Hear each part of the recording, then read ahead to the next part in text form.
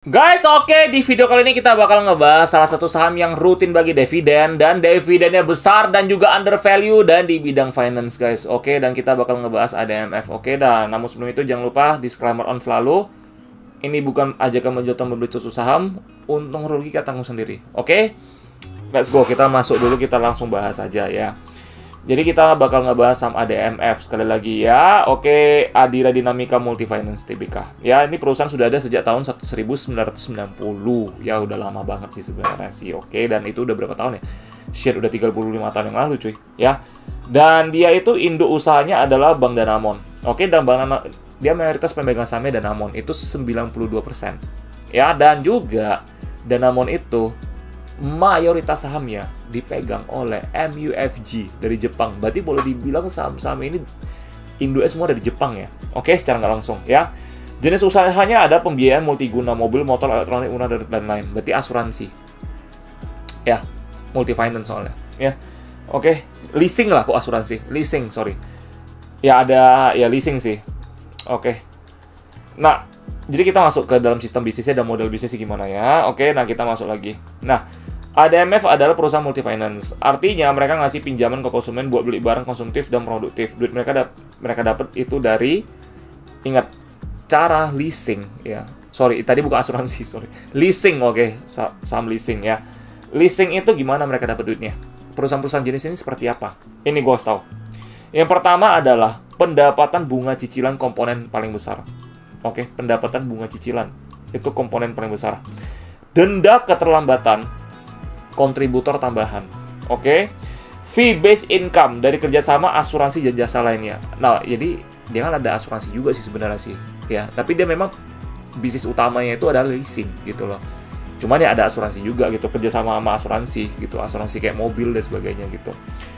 Leasing dan pembiayaan konsumen langsung. Oke, jadi dia tuh dapat laba dari sana, mencetak labanya.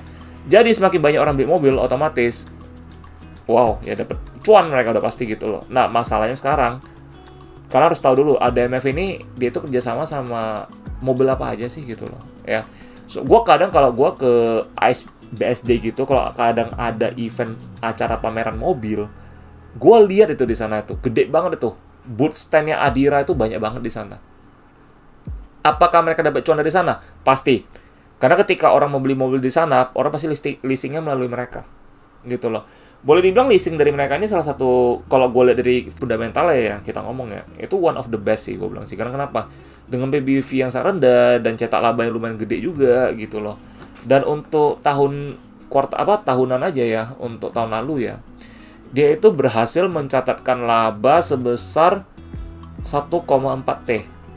Which is itu sangat, ya boleh dibilang turun sih sebenarnya sih. Turun daripada tahun-tahun sebelumnya, namun itu masih di angka 1 triliun. 1 triliun di mana dia punya market cap itu cuman 9 triliun. Gitu loh, berarti di atas 10%. Ini kaidah value investing banget sebenarnya sih. Dengan market cap yang 9 triliun, tapi dia punya laba 1,4, PBV 0,8, ini sudah win-win solution stock banget sih sebenarnya sih. Ya dengan bisnis yang sangat bagus gitu kan. Cuman pertanyaannya kenapa dia mengalami penurunan laba? Banyak faktor, bisa jadi karena kalah saing dengan mobil Cina. Gue nggak tahu, sepertinya mereka nggak ada sama mobil Cina deh. Mobil Cina itu kan udah mulai banyak. BYD, ya, Wuling, Chery, dan lain-lain. You name it lah, everything about that. Bisa jadi karena itu. Well, we don't know. Tapi kalau gue sih lihat dari sana sih. Dari sana udah ketahuan juga sih. Ya kita ngomong Astra lah. Astra aja sahamnya jebol. Labanya terjun. Itu kan. Nah kita mikir sampai sana. Faktor eksternalnya apa? Jangan masalah internal mulu gitu loh. Kalau GCG gue merasa mereka nggak ada masalah. Karena Bank Danamonnya juga performa bagus banget sebenarnya. Gitu. Balik lagi memang ownernya perusahaan Jepang. Nah, kalau perusahaan-perusahaan diakuisisi sama asing ini memang agak lucu ya. Balik lagi faktor owner. Kinerja bagus tapi sahamnya nggak kemana-mana. Tapi kalau apakah kayak gini, apakah gue bakal beli? Gue bakal beli. Kalau gue punya dana lagi gitu loh. Karena kenapa? Kayak Bank Danamon gitu tuh perusahaan bagus banget. Labanya triliunan. PBV rendah. Saham nggak kemana-mana. Kalau gue sih nggak bakal takut gitu loh. Karena udah bagus, udah nampak faktanya gitu loh. That's it. Kalau gua nggak tahu apa-apa, gua baru takut. Takut sebelum beli. Dan bersantai-santai setelah membeli. Udah gitu aja prinsipnya, oke? Lanjut dulu. Ingat ya, ini bukan ajakan menjual atau membeli suatu saham ya. Ingat ya, ini gue cuma sharing buat kalian aja ya. Ingat, jangan darurat mendengar, oke? Ingat ya. Kita lanjut dulu. Produk yang mereka offer, kredit motor baru dan bekas, oke? Kredit mobil baru dan bekas, kredit elektronik dan furniture, kredit umrah, pembiayaan multiguna, asuransi kerjasama dengan Zurich, oke? Platform digital, Adiraku dan momobil.id. Jadi produk yang mereka offer tuh banyak banget. Ya, mau baru, mau bekas juga bisa. Jadi Adira ini memang boleh dibilang kalau di dunia otomotif ini dia udah veteran lah kita ngomong untuk masalah leasing. Karena gue sering lihat juga di mana-mana mereka juga ada kok multi finance. Ya. Jadi multi finance ini salah satu bisnis yang sangat menjanjikan menurut gue. Kalau persaingannya merata. Ngerti maksud gue ya? Persaingan merata itu apa? Adalah kayak lu fokusnya mobilnya yang produsen Korea, Jepang, mixing kayak di mix gitu gabung loh. Mungkin 20% Korea, 20% Jepang dan sebagainya gitu. Tapi dengan kedatangan new player seperti mobil-mobil Cina, nah leasing kayak gini kan bakal kena akibatnya juga sih kita ngomong sih. Gitu. Ya. Cuma kalau misal gue lihat, masih kurang tahu nih, apakah mereka ada nge-leasingin mobil-mobil Cina juga. Coba nanti kalian tulis di kolom komentar. Kalau ada, mungkin ini peluang bagus juga. Jadi BYD dan kawan-kawan, kalau mereka bisa leasingin juga, wow, laba mereka bisa rebound. Oke, jadi 1,4 triliun ini mereka mengalami penurunan juga ada faktor lain juga. Ya, selain persaingan di lapangan, ekonomi kita juga lagi terjun banget. Banyak orang kena PHK di luar sana. Banyak orang jualan mobil juga, ya. Jadi nggak bisa ngebayar lagi cicilannya. Karena kayak ginian, ada namanya gagal bayar juga, lapse gitu loh. Ya macam premi asuransi lah kita ngomong lah. Kerugian dari asuransi itu kan bisnisnya adalah orang lapse sebenarnya sih. Nah kalau ini kerugiannya apa? Ya lapse juga. Dia nggak bisa bayar kreditnya lagi. Dia terpaksa mau nggak mau jual gitu loh. Mau ya gimana nggak bisa bayar lagi kan gitu loh. Itu juga resiko sih sebenarnya sih. Multi finance itu juga resiko. Cuma labanya memang gede sih kita bilang sih. Ya. Jadi untuk produk juga gak ada masalah sih. Perusahaan ini sehat banget sih menurut gua sih. Dari laba semua oke banget ya. Nah, kita masuk ke dalam, kita punya analisis yang paling penting, poin-poin pentingnya apa aja, oke? Kita ngomong kekuatan utama dia, ya. Itu backing kuat dari Danamon dan MUFG Jepang. Modal stabil. Itu benar sekali. Jadi backing dia itu 2 perusahaan besar langsung. MUFG adalah salah satu perusahaan bank terbesar di Jepang. Dan gua dulu, waktu tinggal di Jepang, gua tuh pakai MUFG. Dan kartu gua masih ada sampai sekarang. Gile. Brand kuat di segmen pembiayaan motor dan mobil, terutama motor bekas. Oke, motor bekas gue pernah nampak sih beberapa sih. Kalau yang official banget ya, ada mereka juga sih. Ya, correct me if I'm wrong. Coba kalian boleh tulis di kolom komentar yang beli motor bekas siapa, coba. Ada yang pakai leasing mereka, atau mungkin kendaraan bekas mobil atau apa, coba ya. Punya platform digital sendiri, Adiraku mempermudah penetrasi pasar muda. Yes, mereka tuh bisa nge-aim pasar muda yang gak gagap teknologi seperti Gen Z. Kenapa? Zaman sekarang udah mulai maju dan memang ada namanya pergeseran masa, zaman ya. Sekarang udah zamannya Gen Z dan millennials. Oke, karena Gen Z sama millennials udah mau, millennial udah kepala 3, Gen Z udah mau memasuki menuju angka kepala 3. Ya, karena orang-orang Gen Z zaman sekarang juga banyak beli mobil juga sih gitu loh. Return on equity tinggi. Return on equity tinggi, efisien dalam menghasilkan keuntungan. Bener. Gampang bisnisnya, bro. Leasing, bro. Dan susah apa? Carilah bisnis seperti ini. Gitu loh maksud gua. Ngerti ya? Efisien dalam menghasilkan keuntungan. Ya udah, kalau orang ada nyicil beli mobil sama mereka, ya udah cuan. Jadi gitu sih, guys. Ya, jadi kita analisa saham itu santai, relax. Gak usah kesel, nyangkut, atau itu udah beda lagi. Kalau kita santai, ya analisa saham kayak gini, kayak kita lagi ngobrol sekarang ini, gue jamin kalian bakal, emosi kalian bakal santai sih, gitu loh. Dan gue seneng sih, beberapa teman-teman di sini juga ada yang ngerti ya cara seperti ini, dan ada juga yang bilang sama gue dia nyangkut banyak tapi santai aja kok gitu loh, karena dia tahu sahamnya bakal kemana gitu. Jadi justru investasi masih kayak gitu, karena kita tuh pebisnis, bukan pemain. Oke, ingat, kita pebisnis bukan pemain ya. Lanjut. Weakness. Ini kelemahan ya. Ketergantungan pada suku bunga BI. Kalau naik, bunga ke nasabah juga naik, rawan NPL. Yes, benar banget. Suku bunga itu menjadi inilah, dia punya cancer kita ngomong. Suku bunganya itu loh. Kalau naik ya bunga ke nasabah juga naik. Gitu loh. Kalau turun, ya bunganya ke nasabah juga turun. Gitu loh. Jadi suku bunga itu kalau bisa tuh jangan terlalu tinggi, jangan terlalu rendah juga. Moderat aja sih. Ya, makanya kenapa suku bunga, apalagi suku bunga The Fed gitu. Kalau suku bunga The Fed gini lebih kena ke properti sih sebenarnya sih. Properti yang punya obligasi, utang obligasi ya dalam US dollar. Gitu loh. Nah, kalau dia kan nggak ada utang US dollar, beda. Tapi dia kena namanya suku bunga. Gitu aja sih. Suku bunga ini suku bunga acuan lah kita ngomongnya. Ini benar-benar krusial banget ya. Oke. Jadi kalau misalnya semakin naik, semakin suku bunga tinggi, bisnis dia bahaya sih sebenarnya sih gitu loh ya, karena ya kayak bilang lagi rawan NPL ya. Oke. Bisnis padat modal, butuh utang gede untuk ekspansi, bener. Karena kan multi leasing itu kan boleh dibilang piutangnya. Orang nyicil kredit mobil gitu loh. Dan orang yang utangin dia lebih banyak gitu loh. Karena kan dia mesti bayar dulu ke, kalau misalnya dia orang beli mobil, lo leasing, ya nyicil langsung ke leasingnya dia kan, karena dia udah bayar dulu langsung ke produsen mobil gitu loh. Makanya gue masih ingat gue beli motor itu harga cashnya cuma 23 juta. Tapi kalau lu cicil itu 28 juta gitu loh. Jadi mahal 5 juta. Nah mereka tuh cuan itu dari sana, gapnya itu loh. Ya ngerti ya. Kalau misalnya kalian beli cash, ya jatuhnya ke produsen kendaraannya itu gitu loh. Ya, oke. Terus kita lihat lagi nih.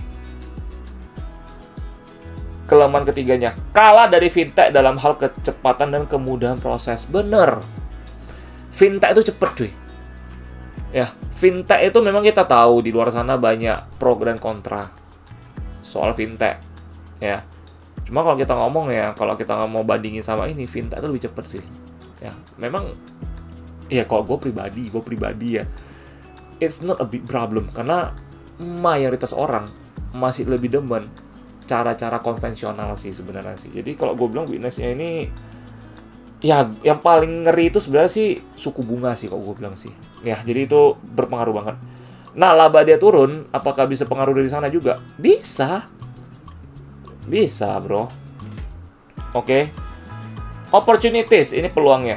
Pasar kendaraan masih luas, terutama motor bekas. Nah, cuman, gue mau kasih tau dulu. Sekarang kita udah mulai masuk nama EV. Green energy. Apakah motor bekas yang bensin bakal dilirik orang? Seperti kalau ada motor bekas yang listrik atau yang udah biodiesel, ya biodiesel gitu, kayak orang bakal ngalih ke sana deh. Ya, berarti masih tetap motor bekas tuh masih tetap bisa dijadikan acuan dia untuk dapat laba lebih banyak lagi.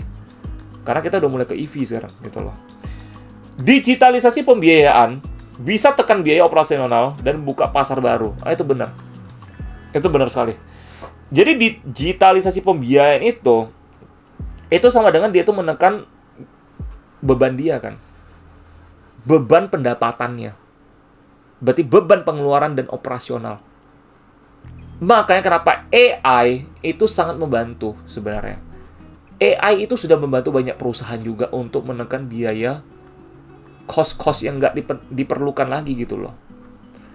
Makanya ada istilah dibilang apa? Zaman AI banyak pekerjaan yang bakal digantikan oleh AI. Bener.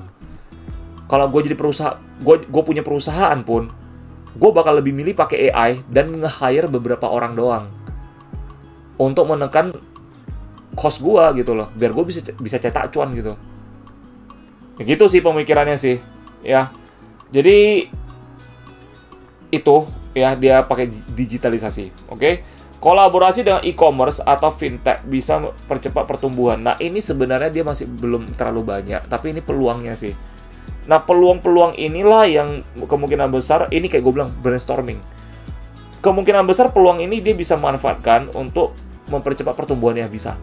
Fintech itu cepat soalnya, oke? Dan kalau bisa, dan pasar kendaraan masih luas, itu bener banget. Setiap orang butuh kendaraan, bro. Lu mau sampai ada zaman kendaraan, mobil terbang, motor terbang, namanya bekas tuh bakal tetap ada gitu loh. Orang bakal beli. Jadi ini bisnis, win-win solution semua. Nggak ada dead end-nya, bro. Mantap ya. Ancamannya nih. Oke. Naiknya NPL atau kredit macet. Oke. Karena daya beli masyarakat turun. PHK, ingat. PHK ya. Kayak gue bilang, dia punya kemungkinan besar laba turun karena itu. Salah satu faktornya. PHK banyak di mana-mana. Orang udah nggak bisa kredit lagi. Kredit macet jatuhnya. Oke. Suku bunga naik. Itu rawan juga. Kita ngomong, rawan NPL. Yaitu kredit macet. Karena bunga ke orang itu gede banget. Orang nggak bisa sanggup bayar lagi. Oke. Persaingan dari fintech lending yang lebih agresif. Fintech itu kenapa gue bilang lebih cepat? Karena mereka bisa memberikan lending yang lebih besar lagi. Karena fintech itu boleh dibilang kan udah digitalisasi ya kita ngomong ya. Mereka itu udah one step ahead lah. Cuma balik lagi memang banyak pro dan kontra, banyak yang oknum juga sih. Makanya kemarin banyak berita kan soal masalah fintech dan sebagainya. Berita-berita negatif soal itu sih sebenarnya. Tapi kalau kita ambil positifnya, sebenarnya fintech itu powerful banget sih. Ketergantungan pada performa ekonomi nasional, inflasi, konsumsi masyarakat. Bener. Jadi sebenarnya bisnis ADMF ini benar-benar tergantung sama internal sih sebenarnya sih. Permasalahan internal dalam negara kita. Ya, terutama masyarakat. Ya, kalau dalam negara paling cuma suku bunga sih, kalau menurut gua sih. Suku bunga ini bagi dia tuh kayak momok besar lah. Ya, jadi dia tuh mesti bisa adaptasi dengan itu, dengan perubahan-perubahan iklim suku bunga yang bisa terjadi kapan saja. Cuma kalau dilihat dari cara dia performa dia di laporan keuangan dan juga dari sistematis dia, bisnisnya ini, sepertinya mereka ini udah veteran banget sih. Jadi mereka tuh bisa menjaga itu semua. Jadi rugi juga nggak rugi-rugi amat. At least masih bisa cetak laba. Bener? Oke. Nah, ini keuangan singkat ya. Oke, ini keuangan singkat untuk 2023 aja dia punya pendapatan 9,3 triliun, laba bersih 1,5 triliun, net interest margin 12,14 sampai 14 triliun, ROE 20% ROE, oke. Debt to equity ratio dari itu 2,2 kali. Masih itu udah oke banget untuk industri pembiayaan, oke. Kredit macetnya baru 1,8%, berarti itu termasuk sehat. Udah aku bilang, ini dari 2023 datanya. Ya, berarti dia tuh sehat banget. Meskipun dia ada NPL, tapi kredit macet masih di bawah 1,8%. Which is wow. It's good loh. Oke. Kita ngomong hal unik dari perusahaan ADMF ini apa aja sih, Bang? Dividen gila-gilaan. Payout rasionya bisa sampai 90%. Bener. Lu lihat nanti, ini dia mau bagi dividen ini. Dividennya per lembarnya itu adalah... Bentar ya, kapan bagi dividen ini? Dividennya 703 perak. Come date-nya 11 April. S-date-nya 14 April. Dia ini terkenal dengan bagi dividen yang gede sih. 2024 dia bisa bagi dividen 972 perak per lembar. Wow. Makanya aku bilang ini sebenarnya saham Adira ini adalah saham yang bisa di hold forever kalau menurut gua. Kalau teman-teman yang memang pemikirannya pengen hidup dari dividen, atau mungkin teman-teman yang berpikir bahwasannya saya nggak mau terlalu banyak lihat saham, saya pengen beli langsung tidurin aja, ADMF mungkin bisa di-consider. Cuman ingat, disclaimer on, ini nggak ajakan menjual atau membeli suatu saham ya. Cuman suruh kalian consider kok kalian lagi bingung mau cari saham apa. Ingat, takut sebelum beli ya. Bukan takut sesudah beli, oke? Ingat, jangan kebalik ya. Jadi kalian nampak saham ini, kalian harus takut dulu. Oh, ini bagus ya sahamnya. Kalian analisa sendiri dulu, oke? Gue cuma kasih kalian rangkumannya. Gue bantuin kalian. Jadi kalian udah dapat poin-poin pentingnya, bisa kalian catat dulu. Jadi nanti kalian brainstorming, itu PR kalian semua. Tulis di kolom komentar apa yang kalian dapat dari sini, oke? Jarang dibahas, tapi fundamentalnya kuat. Bener. Lah siapa juga lah mau bahas saham ini gitu loh. Balik lagi aku bilang, banyak teman-teman di luar sana yang suka gorengan, ya, dan saham-saham yang pergerakan liar-liar tuh pada dibahas, yaitu pom-pom sebenarnya gitu loh. Kita ngomong kan, lu kalau mau bener-bener ngomong bisnis gitu kan, lu ngomong something kayak gini gitu. Ini bisnis banget, bagus banget gitu, prospek banget gitu. Valuasi cenderung murah dibanding fintech atau bank digital. True, sih, nggak hype tapi duitnya stabil. Aha, ya kan? Kesimpulan, ini kesimpulannya gue bilang ya. Prospeknya bagus. Dia laba bakal cenderung stabil. Bukan yang buruk banget, bukannya wow banget. Tapi setidaknya dia masih bisa memaintain selama di Indonesia masih banyak orang beli mobil. Dan kendaraan bermotor juga. Terus persaingan. Kalau kebanyakan sekarang orang udah beli mobil Cina dan sebagainya, ya kalau misalnya dia bisa ekspansi ke leasing untuk mobil-mobil Cina seperti BYD, EOS, terus Chery dan sebagainya, kemungkinan besar dia bisa cetak laba juga lebih banyak lagi di masa depan. Kita nggak tahu. Itu namanya dia harus kolaborasi. Benar? Oke? Jadi itu aja yang bisa gue bilang sama kalian.